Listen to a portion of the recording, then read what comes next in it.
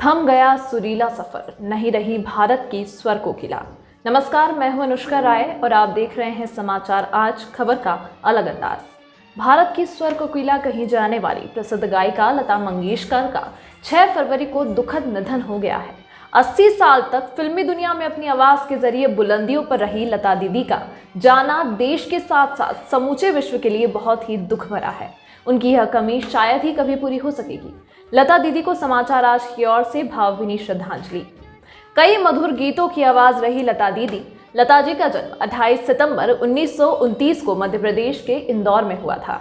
उनके पिता पंडित दीनानाथ मंगेशकर रंगमंच के एक कलाकार और गायक थे।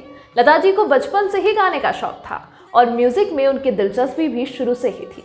लता ने 13 साल की उम्र में पहली बार साल 1942 में आई मराठी फिल्म पहली मंगला गौर में गाना गाया था।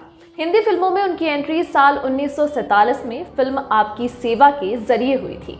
उन्होंने 80 साल के सिंगिंग करियर में अब तक 36 भाषाओं में करीब 50,000 से ज्यादा गाने गाए हैं।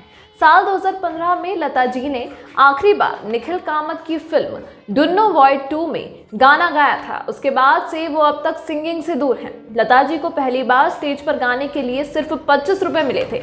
इसे वह अपनी पहली कमाई मानती हैं। लता के भाई हृदयनाथ मंगेशकर और बहनें उषा मंगेशकर, मीना मंगेशकर और आशा भोसले सभी ने संगीत को ही अपने करियर के रूप में चुना। हृदयनाथ मंगेशकर के साथ लता ने कुछ मराठी गाने भी गाए हैं, जिनमें से फिल्म कामा पुरता मामा में गाया हुआ गाना आशा निशा पुरता कड़ी सबसे फेमस था।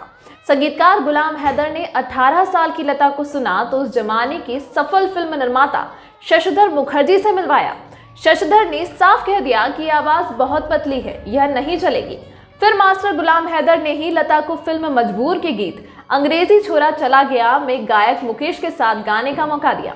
यह लता का पहला बड़ा ब्रेक था। इसके बाद उन्हें काम की कभी कमी नहीं हुई।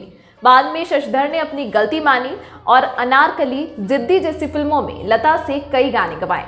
लता मंगेशकर ने कभी शादी नहीं की। इसका जवाब उन्होंने खुद एक इंटरव्यू में बताया था और कहा था, घर के सभी मेंबर्स की जिम्मेदारी मुझ पर आ गई थी। इस वजह से कई बार शादी का ख्याल आता भी तो उस पर अमल नहीं कर सकती थी।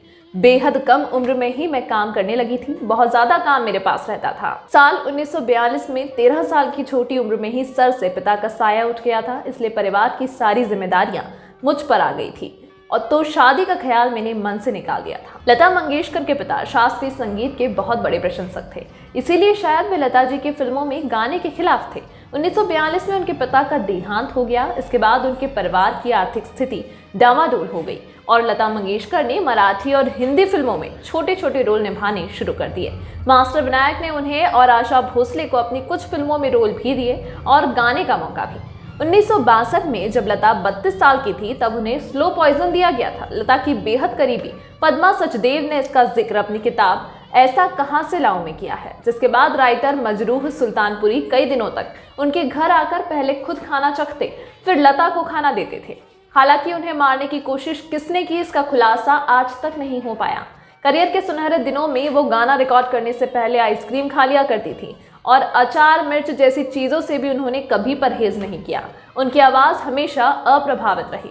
1974 में लंदन के रॉयल अल्बर्ट हॉल में परफॉर्म करने वाली वे पहली भारतीय हैं।